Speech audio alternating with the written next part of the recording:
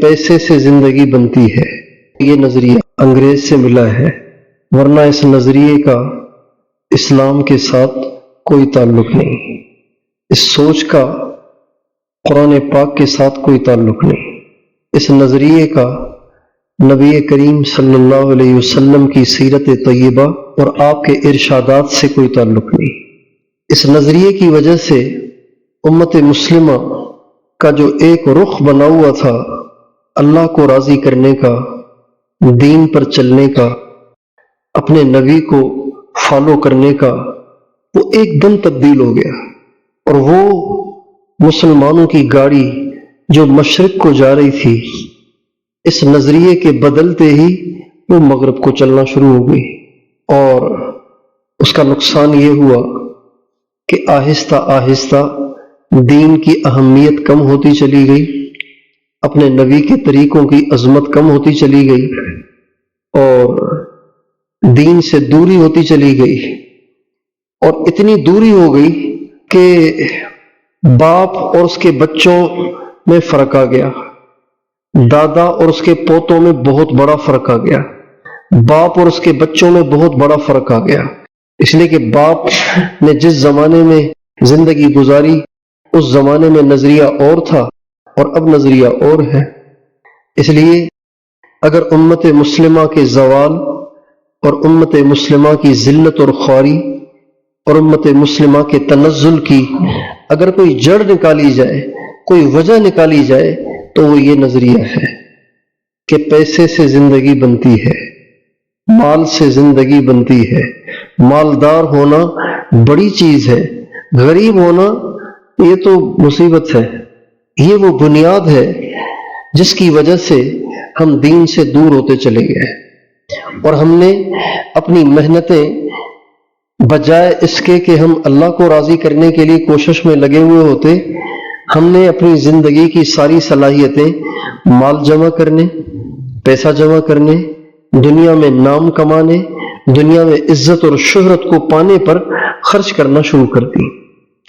آج آپ دیہاتوں میں بھی جائیں تو دیہاتوں میں بھی بچے ان کے ہاتھوں میں موبائل ہے اور وہ ویڈیو بنا رہے ہیں اور وہ اپلوڈ کر رہے ہیں اور اپنے فالوور بڑھا رہے ہیں، اپنے لائکس بڑھا رہے ہیں، اپنا نام پیدا کر رہے ہیں، اپنی شہرت بنا رہے ہیں۔ یہ ان کا ایک بہت محبوب ترین مشغلہ بن چکا ہے۔ اس لیے میرے دوستو، یہ جڑ ہماری خراب ہو گئی ہے، یہ بنیاد ہماری خراب ہو گئی ہے۔ ہم تو نبی کریم صلی اللہ علیہ وسلم کے امتی ہیں، ہم تو اس نبی کے امتی ہیں جس نبی نے غریب رہنے کو زیادہ ترجیح دی، امیر رہنے کو انہوں نے پسند نہیں کیا۔ ہمارے نبی کی دعا تھی، ہمارے نبی دعا مانگتے تھے، اللہم احینی مسکینا، یا اللہ میں مسکین بن کر زندگی گزارنا چاہتا ہوں، وَأَمِتْنِي مِسْكِينًا، میں مسکینی میں مرنا چاہتا ہوں، وَاحْشُرْنِي فِي زُمْرَةِ الْمَسَاكِينَ، اور یا اللہ میں قیامت کے دن بھی مسکینوں کے ساتھ اٹھنا چاہتا ہوں۔ اب یہ دعا مانگ کر ہمارے نبی نے اپنی امت کو ایک رخ دے دیا کہ تم مالدار بننے کے لیے اپنی زندگی کو نہ جھونک دینا، اپنی زندگی کی ساری صلاحیتیں اس پہ نہ خرچ کر دینا کہ میں مالدار ہو جاؤں۔ بھائی مالداروں نے بھی مرنا ہوتا ہے، غریبوں نے بھی مرنا ہوتا ہے، پیسے والوں نے بھی مرنا ہوتا ہے، فقیروں نے بھی مرنا ہوتا ہے، بڑے بڑے لینڈ لارڈوں نے بھی مرنا ہوتا ہے، غریبوں مسکینوں نے بھی مرنا ہوتا ہے۔ 4 دن کی زندگی کسی کی بنگلے میں گزرتی ہے، کسی کی چھوٹے سے مکان میں گزرتی ہے، کسی کی کرائے کے مکان میں گزرتی ہے، کسی کی جھوپڑے میں گزرتی ہے۔ اور آپ کراچی چلے جائیں، رات کو 2-2:30 بجے آپ جب سڑکوں پہ نکلیں گے، آپ کو سینکڑوں لوگ سڑکوں پہ سوئے ہوئے، فٹ پاتھ پہ سوئے ہوئے بھی ملیں گے۔ زندگی ان کی بھی گزر رہی ہے، ان کا بھی ٹائم پاس ہو جاتا ہے کہ جو ناشتے میں 6 قسم کے کھانے دسترخوان پہ بچھا کے کھاتے ہیں، ٹیبل پہ کھاتے ہیں، اور ان کا بھی ٹائم پاس ہو جاتا ہے جو 1 پیالی چائے کی اور 1 پاپا یا 2 پاپے کھاتے ہیں، اور ان کی بھی ان کا بھی ٹائم پاس ہو جاتا ہے، جن کے پاس چائے کے لیے بھی پیسے نہیں، پاپوں کے لیے بھی پیسے نہیں، وہ جا کے کسی ہوٹل کے سامنے بیٹھ جاتے ہیں اور دیکھتے رہتے ہیں کوئی اللہ والا آئے، خود بھی ناشتہ کرے، ہمارے بھی چند روپے ہوٹل والے کو دے جائے تاکہ ہم بھی ناشتہ کر لیں۔ زندگی ان سب کی گزر رہی ہے، لیکن یہ زندگی ختم ہو جانے والی ہے، پاس ہو جانے والی ہے، گزر جانے والی ہے۔ اصل زندگی مرنے کے بعد کی ہے۔ یہ ہمارے نبی نے اپنی امت کو تعلیم دی ہے۔ آپ علیہ السلام ایک دفعہ گزر رہے تھے تو آپ نے اپنے ایک صحابی حضرت عبداللہ ابن عمر ابن عاص رضی اللہ عنہما کو دیکھا کہ وہ اپنی والدہ محترمہ کے ساتھ گارا بنا کے اپنے گھر کی دیوار کی لپائی کر رہے تھے۔ لپائی کرنا سمجھتے؟ گارا لگا رہے تھے، جو کہ دیوار کمزور ہو گئی تھی تو اس کو گارا لگا کے اس کو مضبوط کر رہے تھے۔ لپائی اس کو، اور اردو میں لپائی کرنا کہتے ہیں، لپائی کر رہے تھے، اس کو مضبوط کر رہے تھے۔ اللہ کے نبی کا وہاں سے گزر ہوا، آپ نے فرمایا عبداللہ یہ کیا کر رہے ہو؟ کہا یا رسول اللہ دیوار کمزور ہو گئی ہے تو میری امی نے کہا آؤ گارا بنا کے اس کی لپائی کریں۔ آپ نے فرمایا لعل الامر اعجل من ذلک، عبداللہ شاید تیری موت اس دیوار کے گرنے سے پہلے آ جائے۔ جب یہ دیوار تمہاری زندگی تک باقی رہے گی تو بعد والوں کے لیے تم تو نہ سوچو نا کہ بعد والے بھی اسی گھر میں رہیں، بعد والے خود ہی دیکھ لیں گے اس گھر کو کیسے بنانا ہے۔ یہ ہمارے نبی کی تعلیمات ہیں۔ ایک دفعہ آپ علیہ السلام ایک انصاری صحابی کے گھر کے پاس سے گزرے تو انہوں نے اپنے گھر کے پاس ایک قبہ بنایا ہوا تھا، گنبد سا بنایا ہوا تھا خوبصورتی کے لیے۔ آپ وہاں سے گزرے تو آپ نے پوچھا یہ گنبد کس نے بنایا ہے؟ تو ایک صحابی نے کہا رسول اللہ فلاں نے بنایا ہے۔ انہوں نے اچھا۔ آپ وہاں سے گزر کے آگے چلے گئے۔ جس صحابی نے یہ گنبد بنایا تھا وہ صحابی آپ کی خدمت میں حاضر ہوئے، سلام کیا، آپ نے ان کو جواب ہی نہیں دیا، آپ نے ان سے منہ موڑ لیا، اعراض کر لیا۔ وہ صحابی بڑے پریشان ہوئے، جواب ہی نہیں دے رہے، حضور مجھے دیکھ ہی نہیں رہے، حضور مجھے لفٹ ہی نہیں کرا رہے۔ پریشان ہو کے وہاں سے نکلے، صحابہ سے پوچھا کوئی معاملہ ہوا ہے، کوئی بات ہوئی ہے، کوئی مسئلہ ہوا ہے؟ تو ایک صحابی نے کہا ہاں آج آپ کے گھر کے پاس سے گزرے تھے آپ علیہ الصلوۃ والسلام، تو آپ کے گھر کے پاس سے گزرتے ہوئے آپ نے گنبد دیکھا تو آپ کو ایسے لگ رہا تھا جیسے اچھا نہیں لگا۔ وہ صحابی اسی وقت اٹھے اور کسی لی اور اسے توڑ کے زمین کے برابر کر دیا، اس کو برابر کر دیا۔ اچھا پھر اس کو برابر کر کے نبی کریم صلی اللہ علیہ وسلم کو آ کے بتایا نہیں آ کے کہ حضور اب تو میں نے کر لیا ہے، اب تو آپ میری طرف التفات فرمائیے، اب تو آپ میری طرف توجہ فرمائیے۔ اللہ کی شان، اللہ کے نبی نکلے اور وہاں سے گزر ہوا تو گنبد نہیں تھا۔ آپ نے پوچھا بھائی یہ گنبد کہاں چلا گیا؟ کہا جی وہ ان کو پتا چل گیا تھا کہ آپ ناراض ہو گئے تو انہوں نے توڑ دیا۔ آپ علیہ السلام بڑے خوش ہوئے اور آپ نے فرمایا ہر تعمیر انسان کے لیے وبال ہے، ہر تعمیر انسان کے لیے وبال ہے سوائے اس تعمیر کے جس کے بغیر چارہ نہ ہو۔ یہ ہمارے نبی کی تعلیم ہے۔ ہمارے نبی کی تعلیم یہ ہے کہ دنیا کے لیے اپنی صلاحیتیں صرف کرنے کی بجائے اپنی ساری صلاحیتیں اس چیز پہ صرف کی جائیں جو ہمیشہ باقی رہنے والی ہے، اور وہ دنیا ہے اور وہ آخرت ہے۔ ہمارے نبی کے پاس ایک قبیلے کے لوگ آئے تو ان میں ایسی صفات تھیں آپ کو بہت پسند آئی۔ چنانچہ جب وہ رخصت ہونے لگے تو آپ علیہ السلام نے ان کو جاتے جاتے کچھ نصیحتیں فرمائی ہیں۔ ان نصیحتوں میں سے ایک نصیحت یہ تھی لا تجمعوا ما لا تأکلون، جو تمہیں کھانا نہیں اس کو جمع مت کرو۔ لا تجمعوا ما لا تأکلون، دنیا کو جمع کرنے کی فکر نہ کرو، دنیا کو جمع کرنے کی فکر نہ کرو، کھانوں کو جمع کرنے کی فکر نہ کرو۔ ہمارے بزرگ تھے حاجی عبدالوہاب صاحب، وہ فرمایا کرتے تھے جب سے یہ فریج بنے ہیں، فریزر بنے ہیں، لوگ بخیل ہوئے ہیں۔ پہلے جو گھر میں پکتا تھا تھوڑا سا خود کھاتے تھے، بچوں کو کھلاتے تھے، باقی سارا پڑوسیوں کو کھلا دیتے تھے، کوئی چیز بچا کے نہیں رکھتے تھے، کوئی چیز ضائع نہیں ہونے دیتے تھے۔ اب ہفتے کا کھانا تھوڑا تھوڑا فریج میں جمع ہوتا رہتا ہے اور کھاتے رہتے ہیں اور غریبوں کی فکر ہی نہیں کرتے، غریبوں کی خیر خبر ہی نہیں لیتے۔ آپ علیہ السلام کا ارشاد ہے لا تجمعوا ما لا تأکلون، جو تم نے نہیں کھانا اس کو بچا کے رکھنے کی بجائے اوروں کو دے دو۔ ہمارے نبی نے ہماری یہ تربیت فرمائی ہے۔ قرآن مجید میں اللہ تعالیٰ نے بعض لوگوں کی برائی بیان کی ہے۔ وَيْلٌ لِكُلِّ هُمَزَةٍ لُمَزَةٍ الَّذِي جَمَعَ مَالًا وَعَدَّدَهُ يَحْسَبُ أَنَّ مَالَهُ أَخْلَدَهُ، برباد ہو گئے وہ شخص، برباد ہو گئے وہ لوگ جو اوروں کو تانے دیتے ہیں، جو اوروں کی برائیاں بیان کرتے ہیں۔ یہ لوگ برباد ہو گئے، تباہ ہو گئے۔ اور یہ وہ لوگ ہیں کہ جو مال کو جمع کرتے ہیں اور پھر مال کی بار بار گنتی کرتے ہیں، اب کتنے ہو گئے، اب کتنے ہو گئے، اب کتنے ہو گئے۔ اللہ تعالیٰ فرماتے ہیں کیا ان پاگلوں نے یہ سمجھ رکھا ہے کہ یہ مال ان کا ہمیشہ ان کے ساتھ رہے گا؟ اَيَحْسَبُ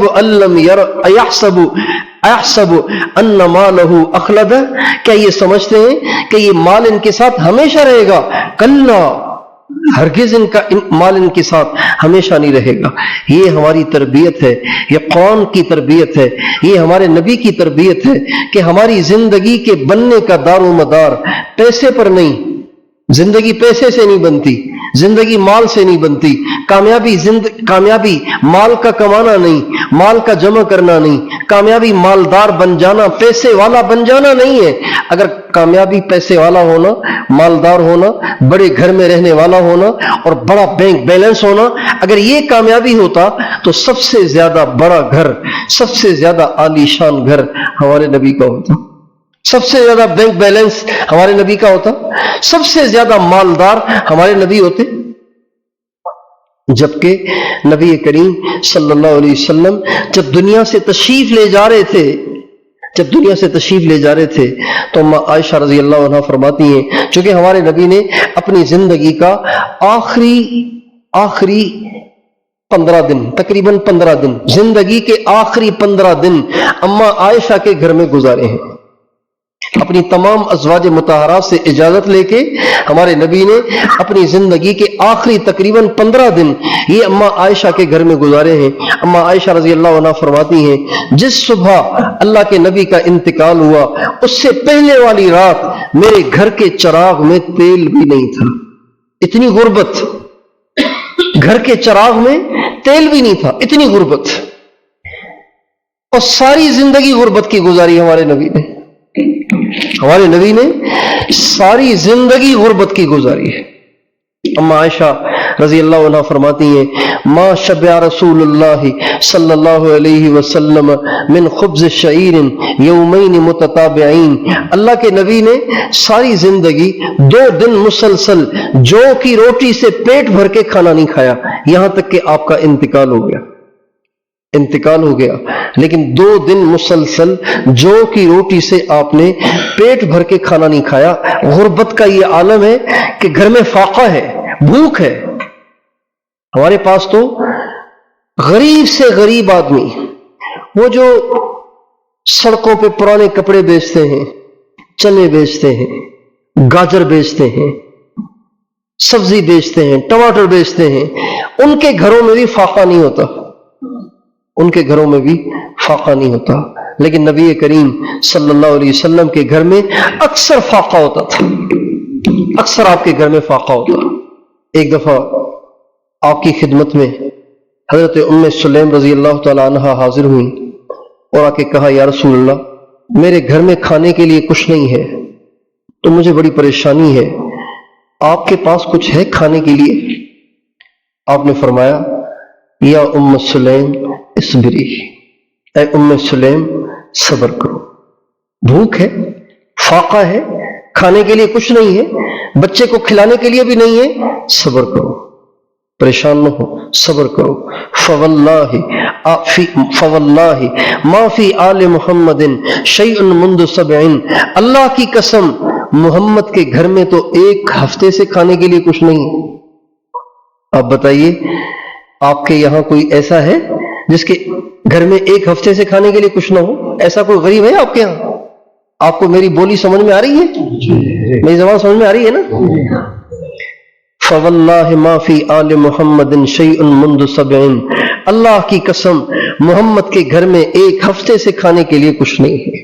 اتنی تنگی، اتنی غربت، اور یہ آپ نے خود اختیار کی تھی، آپ نے خود اختیار کی تھی۔ ایک دفعہ آپ تشریف فرما تھے، حضرت جبریل علیہ السلام آئے اور آپ کو 3 دن کا فاقہ تھا، 3 دن کا فاقہ۔ جبریل علیہ السلام آئے، جبریل علیہ السلام سے آپ علیہ السلام نے فرمایا، جبریل محمد کے گھر میں 3 دن سے کھانے کے لیے کچھ نہیں ہے، میں نے 3 دن سے کچھ چکھا بھی نہیں ہے، یوں بھی نہیں کیا، چکھا بھی نہیں ہے۔ یہ بات آپ نے حضرت جبریل سے کہی۔ ابھی جبریل علیہ السلام بیٹھے تھے کہ اچانک ایک زوردار دھماکہ ہوا، گھبرا گئے۔ آپ نے فرمایا، جبریل قیامت تو نہیں آ گئی؟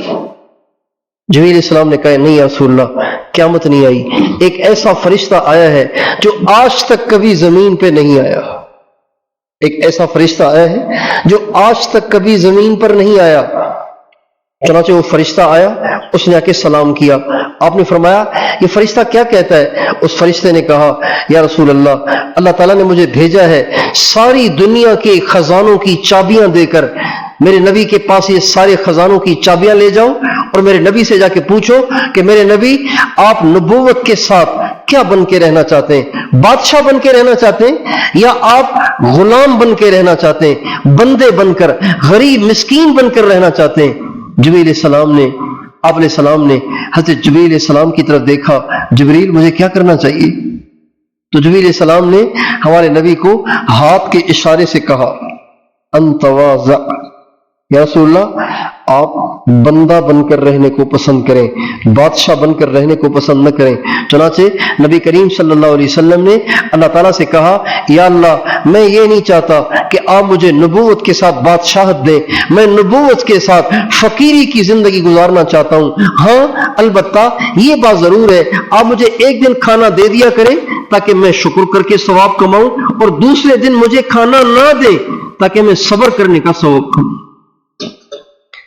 اگر مالدار ہونا، پیسے والا ہونا، لین لاڈ ہونا، ارب پتی ہونا اگر کامیابی ہے، اگر عزت ہے، تو سب سے بڑے مالدار حضور ہونے چاہیے، سب سے زیادہ بینک بیلنس ہمارے نبی کے پاس ہونا چاہیے۔ لیکن ہمارے نبی اپنے عمل سے امت کو دکھا گئے کہ اے میری امت، تم مال کی دوڑ نہ لگانا، پیسے کی دوڑ نہ لگانا، اور دکانوں کی دوڑ نہ لگانا، زمینوں کی دوڑ نہ لگانا، پیسے والا بننے کی کوشش نہ کرنا۔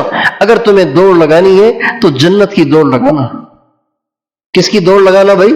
اللہ تعالیٰ فرماتے ہیں، سارعوا الی مغفرۃ من ربکم وجنۃ عرضها السماوات والارض اعدت للمتقین، سابقوا الی مغفرۃ من ربکم وجنۃ عرضها كعرض السماء والارض۔ اے مسلمانوں، اے دنیا بھر کے مسلمانوں، دوڑو، دوڑ لگاؤ، مقابلہ کرو، ایک دوسرے سے آگے بڑھنے کی کوشش کرو۔ کس کے لیے؟ جنت کے لیے، وہ جنت جس کی چوڑائی زمین آسمان سے کہیں زیادہ ہے، زمین آسمان کے برابر ہے۔ اللہ پاک نے مسلمان کو یہ نظریہ دیا ہے، مسلمان کا نظریہ یہ ہے کہ ہمیشہ نہیں رہنا، گزارا کرنا ہے، یہاں کے لیے ساری محنت نہیں کرنی، محنت کرنی ہے آخرت کے لیے۔ حضرت علی رضی اللہ عنہ کے گھر میں ایک دفعہ تنگی اور بھوک اور فاقہ تھا، تو ایک یہودی کے باغ میں گئے، اس سے کہا، یار مجھے مزدوری کرنی ہے، آپ مجھے مزدوری پہ رکھیں گے؟ کہا آ جاؤ۔ کیا کرنا ہے؟ کہا تم پانی بھرتے جاؤ، کنویں سے پانی نکالتے جاؤ اور درخت کی جڑ میں ڈالتے جاؤ۔ کہا کیا دو گے؟ کہا ایک ڈول پر ایک کھجور دوں گا۔ ایک بالٹی جب کنویں سے بھر کے ڈالو گے تو کیا ملے گا؟ ایک کھجور۔ حضرت علی نے بالٹیاں نکال کے ڈالنا شروع کی، بالٹیاں نکال کے ڈالنا شروع کی، بالٹیاں نکال کے ڈالنا شروع کی، ڈالتے رہے، اتنے ڈول نکال لیے کہ جس سے اتنی کھجوریں مل گئیں کہ جس سے ایک مٹھی بھر گئی۔ جب اتنے سارے ڈول نکال لیے اور مٹھی بھر کھجوریں جمع ہو گئیں تو حضرت علی نے کہا، بھائی مجھے میری کھجوریں دو، بس میں جاتا ہوں۔ ان کا کیوں بھائی، اور کام کرو نا، ابھی تو پانی کی ضرورت ہے۔ اب اگر تم بالٹی نکالو گے تو ایک ڈول پر 2 کھجوریں دوں گا، ڈبل اجرت دوں گا، اب 2 کھجوریں ملیں گی۔ تو حضرت علی فرمانے لگے، نہیں، آل محمد کے لیے اتنی کھجوریں کافی ہیں۔ یہ مسلمان کا نظریہ ہے، یہ مسلمان کی سوچ ہے۔ آج کم قسمتی سے آخرت کا ذہن ختم ہو گیا اور اللہ کے سامنے پیشی کا خوف ختم ہو گیا, اس کی فکر ختم ہو گئی. مسلمان نے اپنی ساری طاقت, اپنی ساری صلاحیتیں دنیا کمانے پہ خرچ کر دیں. کیوں؟ اس لیے کہ بنیاد بگڑی ہوئی ہے. اس کی بنیاد یہ ہے کہ یہ سمجھ بیٹھا ہے کہ جتنا زیادہ پیسہ ہوگا اتنی زندگی اچھی ہوگی. میرے دوستو, پیسے سے زندگی اچھی نہیں ہوتی. اگر پیسے سے زندگی کو اچھا سمجھا گیا تو یہ نظریہ قرآن کے دیے ہوئے نظریے کے خلاف ہے. اللہ تعالیٰ کیا فرماتے ہیں؟ اللہ تعالیٰ فرماتے ہیں من عمل صالحا من ذکر او انثى وهو مؤمن فلنحيينه حياة طیبة ولنجزینهم اجرهم باحسن ما كانوا يعملون. اللہ تعالیٰ فرماتے ہیں جو دو کام کر لے گا. کتنے کام کر لے گا بھائی؟ کتنے کام کر لے گا؟ جو دو کام کر لے گا. اللہ تعالیٰ فرماتے ہیں, اب آپ میری طرف دیکھیے گا, اللہ تعالیٰ فرماتے ہیں میں ضرور اس کی زندگی سنوار دوں گا, میں ضرور اس کی زندگی سنوار دوں گا, میں ضرور اس کی زندگی سنوار دوں گا. 3 دفعہ کہا ہے اللہ نے جو دو کام کرے گا. کون سے؟ ایک اپنے ایمان پر محنت کرے اور ایک اعمال اچھے کرے, گناہ نہ کرے, اعمال اچھے کرے, گناہ نہ کرے, اللہ کی نافرمانی نہ کرے اور اپنے ایمان پہ محنت کرے, ایمان مضبوط کرے, ایمان یہ رکھے, ذہن یہ رکھے, اپنا یقین یہ رکھے کہ کسی سے کچھ نہیں ہوتا, صرف اللہ سے ہوتا ہے.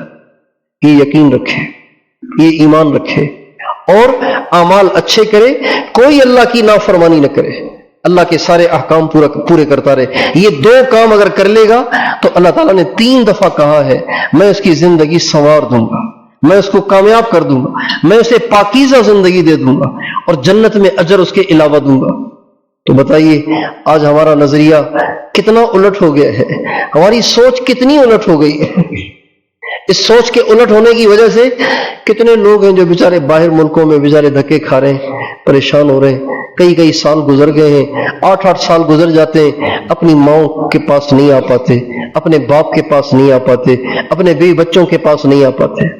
ہم چند مہینے پہلے اللہ تعالیٰ نے ہمیں مدینہ دکھایا, مدینہ منورہ گئے, وہاں پہ ایک شخص سے ملاقات ہوئی. وہ مدینے میں رہتا تھا, 7 سال سے مدینے میں رہتا ہے, نہیں 7 سال سے نہیں, 15-20 سال سے مدینے میں رہتا ہے. پھر اس نے کہا میں یہاں اب پریشان ہو گیا ہوں, میں بیزار آ گیا ہوں یہاں پہ, میں اب گھر جانا چاہتا ہوں, میں اب گھر جانا چاہتا ہوں. لیکن آپ حاجی ہیں, آپ ہمارے لیے دعا کریں کہ اللہ تعالیٰ ہمارے لیے پاکستان میں کوئی اچھا روزگار بنا دے تاکہ ہم مدینہ چھوڑ کے وہاں چلے جائیں.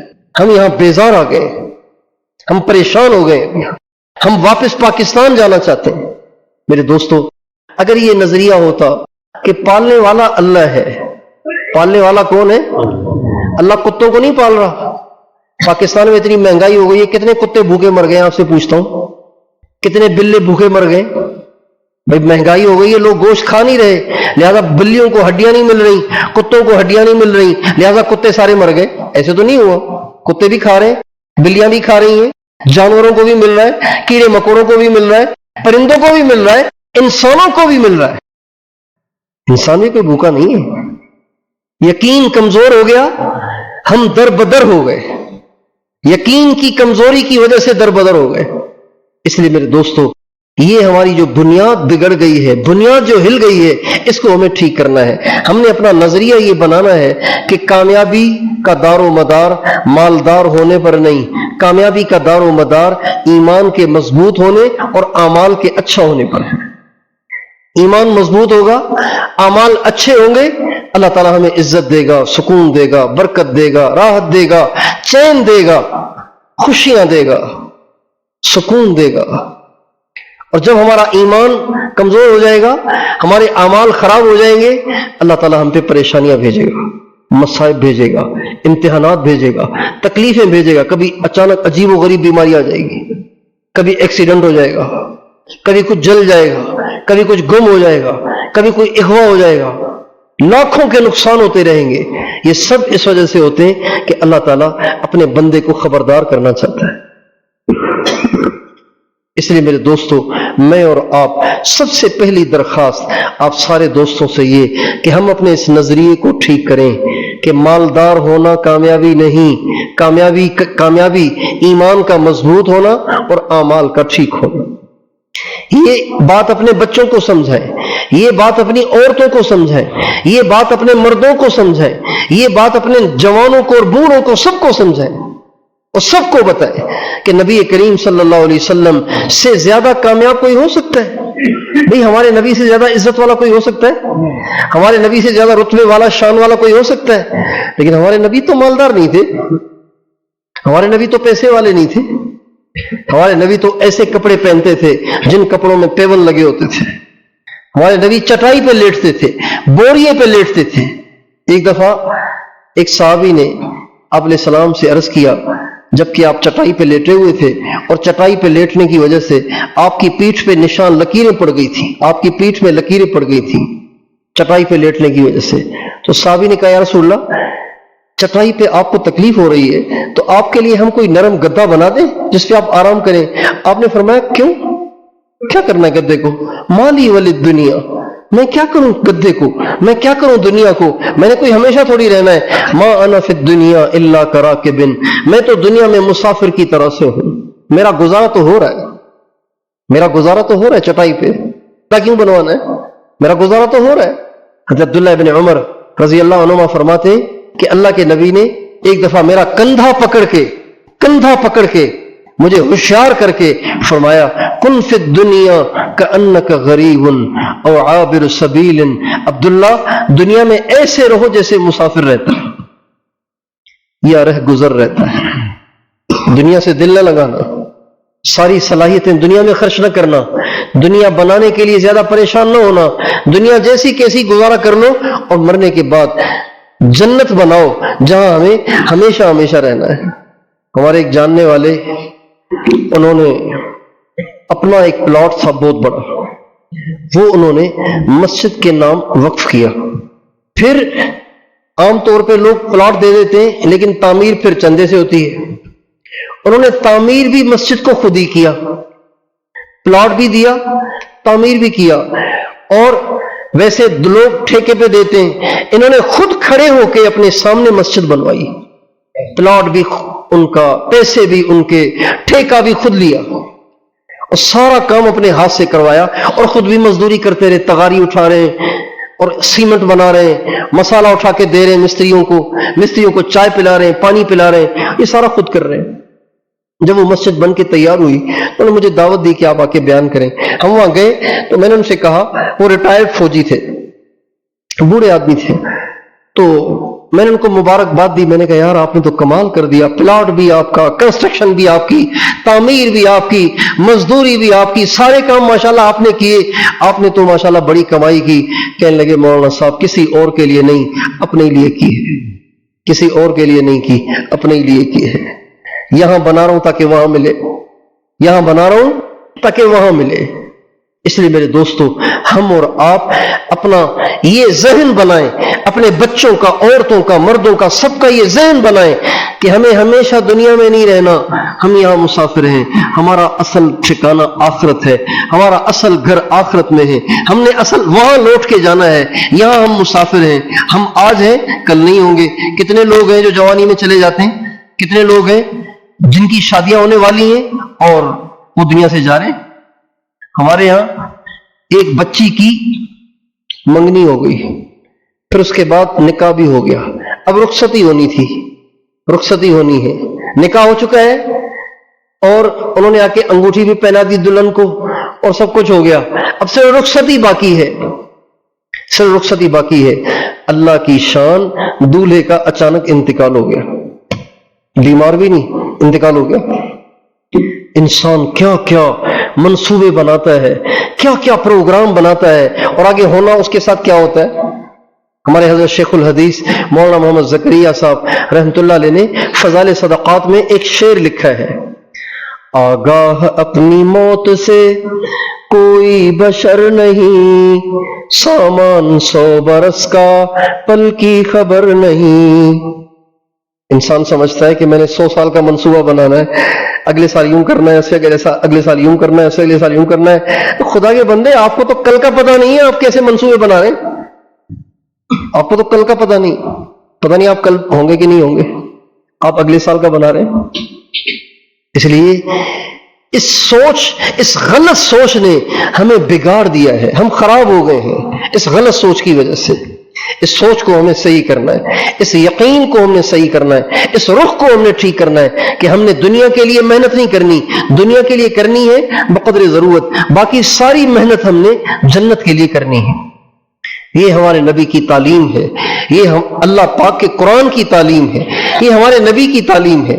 اس کے لیے ہم نے کوشش، اس کے لیے ہمیں محنت کرنی ہے۔ اس کی محنت کیا ہے؟ سب سے پہلی بات اللہ پاک کے سارے فرائض ہم پورے کریں، اللہ تعالیٰ کے فرائض جتنے ہمارے اوپر لاگو ہیں ان سب کو پورا کریں۔ سب سے بڑا فرض وہ 5 وقت کی نماز ہے، اور یہ ایسا فریضہ ہے جو نہ بیمار سے معاف ہے، نہ مسافر سے معاف ہے، نہ معذور سے معاف ہے۔ انسان مرنے لگا ہے اس وقت بھی اس سے معاف نہیں ہے، اس کو پڑھنی ہے نماز۔ اگر ایک آدمی کے مرنے کا وقت بالکل قریب ہے، وہ چارپائی پہ لیٹا ہوا ہے، چارپائی پر لیٹا ہوا ہے، اور ظہر کی نماز اس نے پڑھ لی ہے، اور اچانک اس پر کیفیت طاری ہو گئی ہے اور اس کے مرنے کا وقت قریب آ گیا ہے، اسی سکرات کی کیفیت میں عصر کی نماز کا ٹائم داخل ہو گیا، اس پہ عصر کی نماز فرض ہو گئی، اس کو عصر پڑھنی ہے، نہیں پڑھی اس کا فدیہ دینا ہے۔ نماز اتنی ضروری ہے۔ ہمارے نبی دنیا سے تشریف لے جا رہے ہیں تو سب سے آخری بات جو آپ نے اپنی امت کو فرمائی ہے وہ یہ تھی، الصلاۃ الصلاۃ الصلاۃ، اے میری امت نماز نماز نماز نماز۔ یہ کہتے کہتے آپ دنیا سے رخصت ہوئے۔ نماز اتنی ضروری ہے، تو آپ سارے دوست جتنے بیٹھے ہوئے ہیں 5 نمازیں مسجد میں جماعت کے ساتھ پڑھنے کا پکا عزم کر لیں، ٹھیک ہے انشاءاللہ۔ اکثر نمازی بیٹھے ہیں، لیکن یہ جتنے نوجوان پیچھے بیٹھے نا، یہ سارے نوجوان بھی یہ نیت کریں کہ 5 نمازیں مسجد میں جماعت کے ساتھ پڑھیں گے، فجر بھی پڑھیں گے، سردیوں میں بھی پڑھیں گے، گرمیوں میں بھی پڑھیں گے۔ سردیوں میں راتیں لمبی ہوتی ہیں تو فجر میں آنا آسان ہوتا ہے، اور گرمیوں میں راتیں چھوٹی ہوتی ہیں، فجر میں آنا ذرا مشکل ہوتا ہے۔ سردیوں میں بھی آئیں، گرمیوں میں بھی آئیں، 5 نمازیں پابندی کے ساتھ مرتے دم تک مسجد میں جماعت کے ساتھ پڑھیں گے انشاءاللہ، اور اپنے سارے علاقے کو نمازی بنائیں۔ دیکھیں یہ جو پشتون قوم ہے نا، یہ جدی پشتی نمازی ہیں، یہاں بے نمازی کا تصور ہی نہیں تھا کہ یہاں کوئی بے نمازی ہوگا۔ اور اگلی بات، اگر آپ ناراض نہ ہو تو اس کا تصور ہی نہیں تھا کہ کوئی پٹھان داڑھی کٹائے گا، کوئی پشتون اپنی داڑھی کٹائے گا، اس کا تصور بھی نہیں تھا۔ آپ کے آباء و اجداد نے انگریزوں سے لڑائیاں لڑیں اور ان کو یہاں آنے نہیں دیا۔ کیوں نہیں آنے دیا؟ کہ اگر وہ یہاں آئے گا تو وہ ہماری نسلوں کی داڑھیاں کٹوائے گا، ان کو پینٹ پتلون پہنائے گا اور ان کو دین سے دور کرے گا، ہماری ماں بیٹیوں کے برقعے اتارے گا۔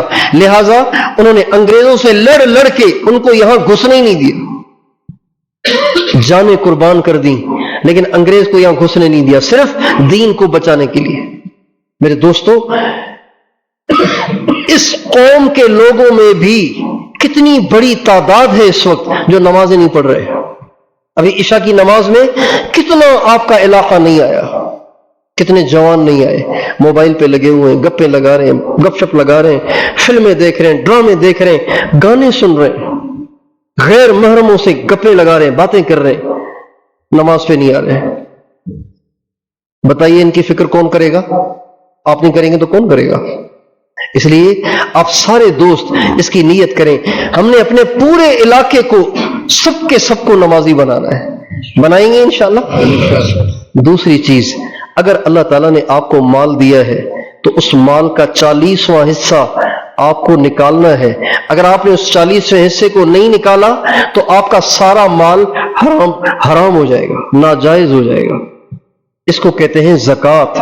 زکوٰۃ کسے کہتے ہیں؟ زکوٰۃ کہتے ہیں پاک کرنے کو، زکوٰۃ کہتے ہیں پاک کرنے کو۔ کپڑے پہ پیشاب لگ گیا، بھائی اس پیشاب کو 3 دفعہ پانی سے نچوڑ کے نکالو تو کپڑا پاک ہے۔ اگر یہ آپ نے 3 دفعہ اس کو گیلا کر کے نہیں نچوڑا تو یہ کپڑا ناپاک ہے۔ اسی طرح اگر آپ نے اپنے مال کا 40واں حصہ نکال لیا، آپ کا مال پاک ہو گیا۔ اگر آپ نے 40واں حصہ نہیں نکالا، آپ کا مال ناپاک ہے۔ جو لوگ اپنے مال کی زکات نہیں دیتے ان کے بچے ہمیشہ ان کے نافرمان رہیں گے، اس لیے کہ وہ ان کو حرام مال کھلا رہے ہیں، تو وہ حرام مال کھانے کے بعد وہ باادب تھوڑی بنیں گے، وہ خدمت گزار نہیں بنیں گے، نافرمان بنیں گے۔ جو لوگ اپنے مال کی زکات نہیں دیتے ان کو مالی نقصان ہوتا رہے گا، مالی نقصان ہوتا رہے گا، کبھی چوری ہو جائے گا، کبھی کچھ ہو جائے گا، کبھی کچھ نہ کچھ ہوتا رہے گا، کوئی ایسی بیماری آ جائے گی کہ لاکھوں روپے خام خواہ لگ جائیں گے۔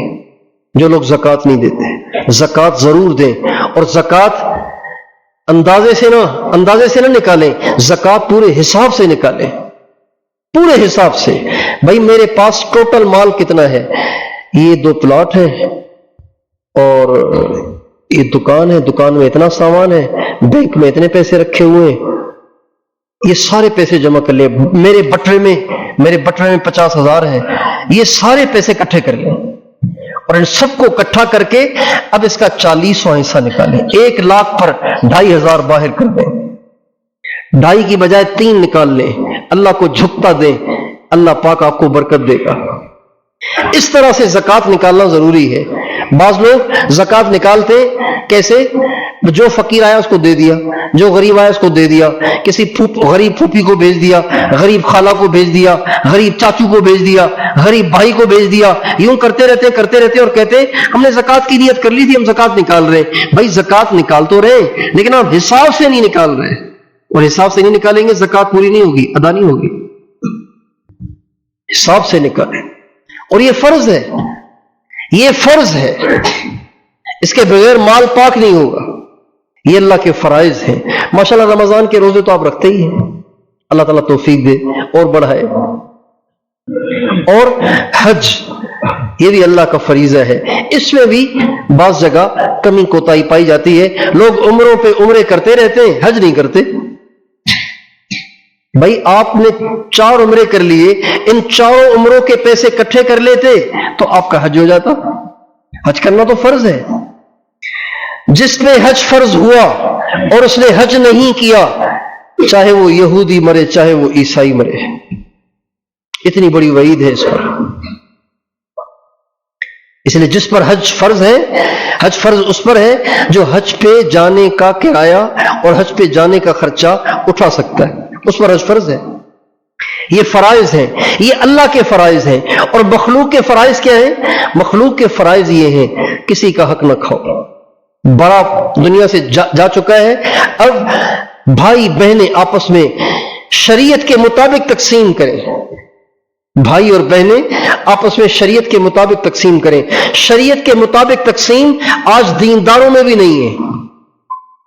کہتے ہیں یہ گھر مجھے پسند آ رہا ہے میں رکھ لیتا ہوں، یہ آپ لے لیں، یہ آپ لے لیں، یہ آپ لے لیں۔ نہیں نہیں نہیں نہیں، یہ حرام ہے، یہ ناجائز ہے، یہ حرام کھائے گا جو یوں کرے گا۔ صحیح کیا ہے؟ سب کا سب اکٹھا کریں اور پورا پرچہ بنا کر مفتیان کرام کے سامنے پیش کریں اور ان سے کہیں حضرت مفتی صاحب آپ قرآن کی روشنی میں، احادیث مبارکہ کی روشنی میں، ہمارے نبی کی تعلیمات کی روشنی میں آپ ہمیں حساب کر کے بتائیں کہ ہم اس کو آپس میں کیسے تقسیم کریں۔ اتنے بھائی ہیں، اتنی بہنیں، یہ ہماری والدہ ہے، اب بتائیں ہمیں کیا کرنا چاہیے۔ اس ترتیب پہ تقسیم کرنا لازمی ہے۔ یہ مخلوق کے حقوق ہیں۔ اپنی بہنوں کا حق دیں، اپنی بیٹیوں کو بھی حق دیں، بیٹوں کو دیں تو اپنی بیٹیوں کو بھی حق دیں، بیٹوں کو بھی دیں، بیٹیوں کو بھی دیں، اپنی بہنوں کو بھی حق دیں۔ یہ مخلوق کے حقوق ہیں۔ اپنے پڑوسیوں کا لحاظ کریں، اپنے پڑوسیوں کا خیال کریں، اپنے پڑوسیوں کو دکھ نہ دیں، اپنے پڑوسی کو تکلیف نہ دیں۔ تو کیا خیال ہے؟ ان ساری باتوں کا اہتمام فرمائیں گے انشاءاللہ۔ یہ مخلوق کے حقوق بھی ادا کرنا لازمی ہے اور اللہ کے حقوق بھی ادا کرنا لازمی ہے۔ ان کو ادا کریں گے تو نجات پائیں گے، ورنہ قیامت کے دن پکڑے جائیں گے۔ 1 روپے کے عوض میں جس نے کسی کا 1 روپیہ کھایا، 1 روپے کے عوض میں قیامت کے دن اس کو 70 مقبول نمازیں دینی پڑیں گی۔ نمازیں تو ویسے ہی ہمارے پاس تھوڑی ہیں، تو 1 روپے میں اگر 70 نمازیں دینی پڑ گئیں تو باقی بچے گا کیا ہمارے پاس؟ اس لیے وہ لوگ برباد ہو گئے جو اوروں کے حقوق کھا کے دنیا سے مر گئے، وہ لوگ برباد ہو گئے۔ یہ اسلام کے فرائض ہیں، اس کو ہمیں پورا کرنا ہے۔ اور اس پر اوروں کو آمادہ کرنا ہے. اس میں اللہ تعالیٰ جب ہم یوں کریں گے تو اللہ پاک کی برکتیں، مددیں یہ سب ہمارے ساتھ ہوں گی. تو بھئی آپ سارے ساتھی ان ساری باتوں کا خیال دھیان فرمائیں گے انشاءاللہ. اور اب تک جو اس میں کوتاہیاں ہو گئیں اس پہ توبہ کر لیں. اللہ تعالیٰ مہربان ہے، جو بندہ سچی توبہ کر لیتا ہے اللہ تعالیٰ اپنے سارے حقوق اس کو معاف کر دیتے ہیں. جس نے ساری زندگی نماز نہیں پڑھی، سچی توبہ کر لی، اللہ تعالیٰ اس کو معاف کر دے گا. اب جو نمازیں رہ گئی ہیں اس کی تھوڑی تھوڑی قضا کرتا رہے، اللہ تعالیٰ جتنی توفیق دے کرتا رہے، اللہ تعالیٰ مہربان. لیکن مخلوق کے جو حقوق ہیں وہ تو ادا کرنے پڑیں گے یا معاف کرانے پڑیں گے. اللہ تعالیٰ ہم سب کو ان تمام باتوں کو سمجھنے، اس پر عمل کرنے کی توفیق عطا فرمائے.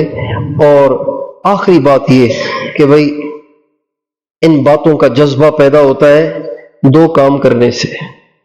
دین پہ چلنے کا جذبہ پیدا ہوتا ہے دو کام. کتنے کام کرنے سے؟ ایک تو تبلیغ میں جائیں.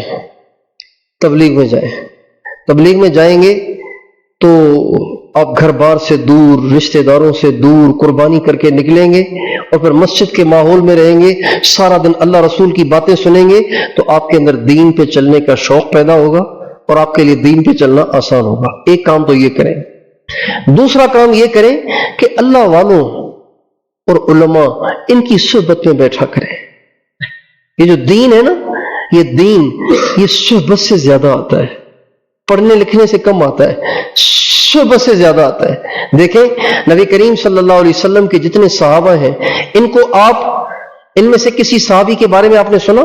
مفتی صاحب، قاری صاحب، مولانا صاحب، مولانا ابو بکر صاحب آپ نے سنا ہے کبھی؟ علامہ عمر صاحب کبھی سنا ہے؟ قاری عثمان صاحب کبھی سنا ہے؟ علامہ علی صاحب.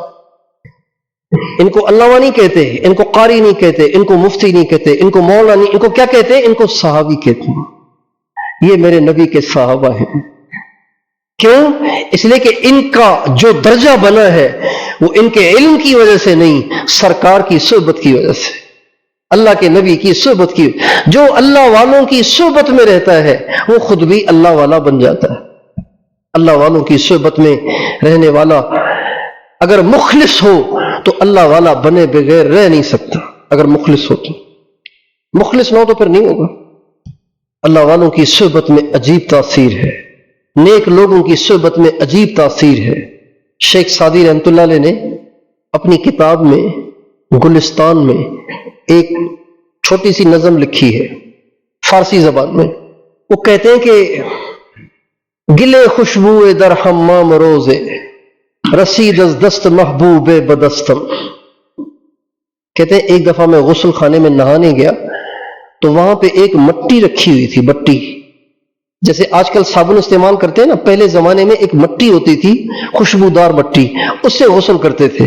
آج کل صابن ہے، ترقی کا زمانہ ہے. اس وقت مٹی ہوتی تھی خوشبودار، اس سے غسل کرتے تھے.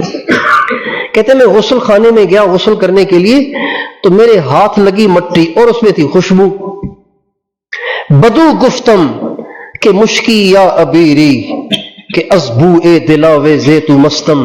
میں نے اس مٹی سے پوچھا یار تیری خوشبو بڑی زبردست ہے، تو مشک ہے یا امبر ہے؟ تو مشک ہے یا امبر ہے کہ تیری خوشبو اتنی شاندار ہے؟ بگفتہ من گلے نا چیز بودم ولیکن مدت باغل نشستم. تو اس مٹی نے زبان حال سے مجھے کہا اجی میں کوئی امبر تھوڑی ہوں، میں کوئی مشک تھوڑی ہوں، میں تو مٹی ہوں، گری پڑی گندی مٹی ہوں، میں تو حقیر سی خسیس سی بے قیمت سی مٹی ہوں، لیکن میں نے کچھ زمانہ پھول کے ساتھ گزارا ہے. میں نے کچھ زمانہ کس کے ساتھ گزارا ہے؟ ولیکن مدت با گل نشستم. گل کہتے ہیں پھول کو، آپ بھی گل کہتے ہیں نا پھول کو، گل زمان. ولیکن مدت با گل نشستم جمال ہم نشین در من اثر کرد وگرنہ من ہما خاکم کے ہستم.